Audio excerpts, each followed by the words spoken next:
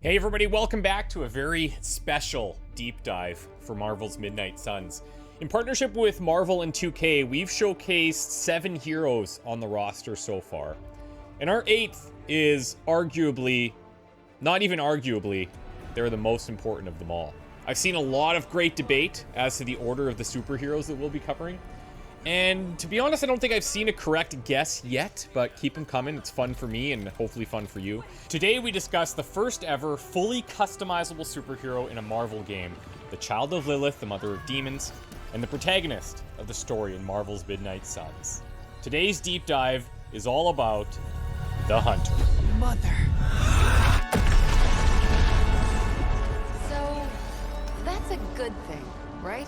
What makes the Hunter unique compared to other characters on the roster is that they have 3 distinct ability branches. You got a power branch, a light branch, or a dark branch.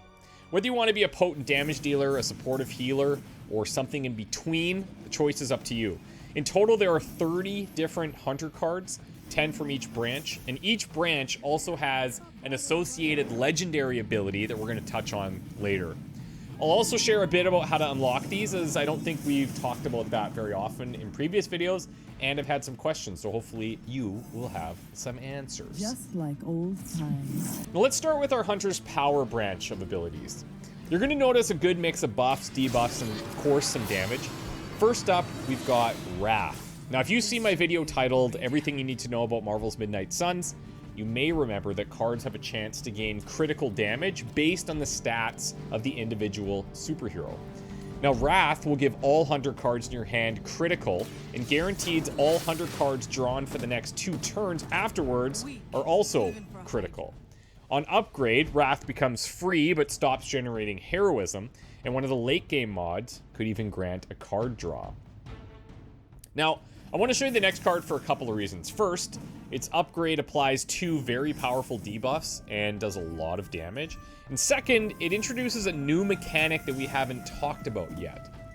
When you're casting Fury at base level, you're going to apply 1 vulnerable and do a very nice chunk of damage. That's cool, we've seen this before. But when you play this is very important, since the new mechanic called Final will ensure that the Hunter cannot act afterwards. On upgrade, you'll apply 2 marked in addition to vulnerable, and a late game mod could see you being able to generate heroism on redrawing it.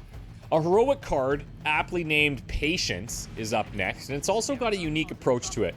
Its effect is pretty straightforward, lots of damage, but 6 heroism to cast it can be quite a lot.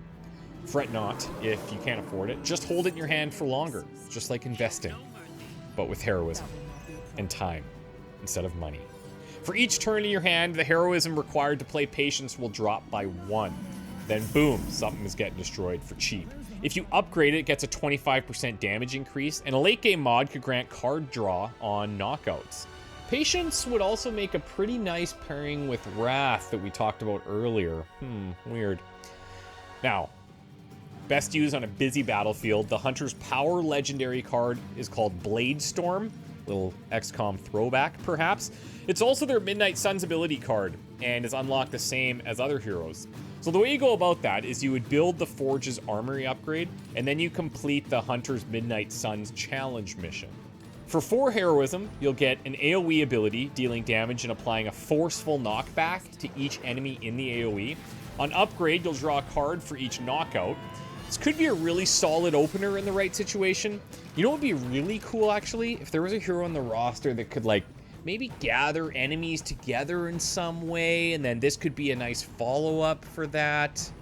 Something to think about. Now, for reasons that will become extremely clear in a minute, I think the light path is going to be a fan favorite. It specs the Hunter into more of a support hero with heroism generation, heals, cures, and buffs. That said, a light Hunter is still a very capable damage dealer. For this branch, I want to start with its legendary ability. And these are unlocked by progressing the Hunter's balance in either direction. The way that you do that is through story decisions and mainly dialogue, but also by playing more cards of the light and dark branches.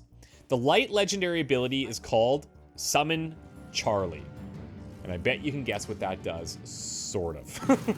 Upon casting it, you're going to summon Charlie, our beloved pet dog, for for 2 turns and immediately draw 2 Charlie cards. Upgrading will bring Charlie around for an additional turn, but keep in mind this card does have exhaust. Now, as just a little tease here, one of Charlie's cards is called Howl. Charlie's going to target a large AoE and apply marked on all enemies in the circle. We'll show another one too. It's called Bite, that damages and causes knockback. At the end of the day, Charlie's the best. She must be protected at all costs. Do not screw that up. Do not let Charlie go down, because if you do, you don't want to know. Now, what about some of those heals that we mentioned before? Holy Burst is one heck of a heal, but that's not all it does. Perhaps taking a page out of Scarlet Witch's book, Holy Burst will see the hunter targeting an area and everyone in it. Everyone, not just enemies. And everyone's going to be affected in some way. If they are an enemy, they're going to take a solid chunk of damage. Are they an ally, though? We're going to heal them up. The upgrade is fantastic, too. It increases the healing by 50% and increases the area of effect to make targeting a little bit easier. Lastly, a card that could probably use its own video for the combo potential it unlocks. Arguably one of the strongest cards in the entire game if set up correctly. May I present to you Holy Gift. And what a gift it is. At base level, Holy Gift ensures the next hunter card played is not discarded. That includes cards with exhaust. So for example, if you played Summon Charlie after Holy Gift, you'd retain the Summon Charlie card to play it again after Charlie expires. On upgrade, this is where it gets insane. After upgrading Holy Gift, the next hero card played is not discarded. That's right, hero card, not hunter card. So think about all the cards that we've talked about in these showcases so far. I could throw a bunch of examples at you, but I would be very curious to hear some theory crafting from you guys in the comments about which cards would combo with this one so far that we've covered. Regardless, in my opinion, this is a must-have card in any hunter deck. Light, dark, or somewhere in between. Now, we're going to move over to my personal favorite hunter branch. Welcome to the dark side of the hunter. The dark branch makes the hunter a powerful damage dealer, but at the cost of some negative effects. It can also allow for enemy control and manipulation. The first 2 cards that we're going to showcase are called Mindbender and Mindbreaker. Both cards turn enemies on each other, but how they go about it is quite a bit different. Mindbender is a skill card and is the more predictable of the 2. Upon being targeted, the enemy will attack their nearest ally and the card will be exhausted. If you upgrade it, they'll attack their nearest ally twice. Great stuff, easy to understand. Mindbreaker, on the other hand, is a heroic card that applies Berserk. This is also a new mechanic. Berserk makes the target attack nearby units as their next action. At base level, Mindbreaker applies 2 instances of Berserk, and the upgraded version would apply 3, but the heroism cost will go up slightly. So, you can use this to have the enemy attack other Hydra units, or it can act as a pseudo taunt, depending on the positioning on the battlefield, because they're attacking nearby units. Anything, not just allies. Regardless, the card is crazy powerful, and it doesn't have exhaust. Lastly, we have the Dark Branch legendary heroic ability called Annihilation, and annihilate it will. This card scales with the amount of heroism you have, but once played, is exhausted, consumes all heroism, and damages each enemy in an area, so more heroism equals more damage. More heroism? Yeah, you got it. More damage. On upgrade, the amount of damage per heroism goes up by 50%, and it's wild. It is very, very powerful. There are more dark cards that I'd love to cover, but we're running low on time here, and you can see, like, we could talk the hunter for a very long time. There's actually a couple of other hunter things that I'd love to get into. We're gonna have to save that for another video. We need to talk about collars that the hunter can unlock, which are gonna grant the hunter special meters to fill, like Captain Marvel. We also need to talk about the passives that the hunter can unlock, along with their tactical suits. We also have to talk about how even if you've dedicated your hunter fully to one branch, there's still ways to earn the legendary abilities from the other branches.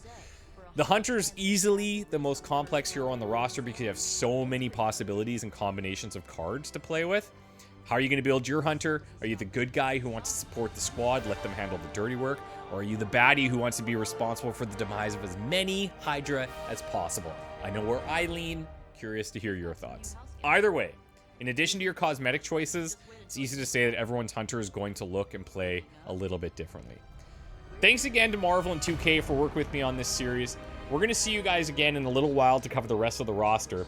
Thanks for continuing to watch these videos, keeping the hype train going. It's going to take a little bit longer than originally planned to reach that final destination, but we're going to keep the ride as exciting as possible. And when we do reach that final destination, I promise the wait will be worth it. See you all next time.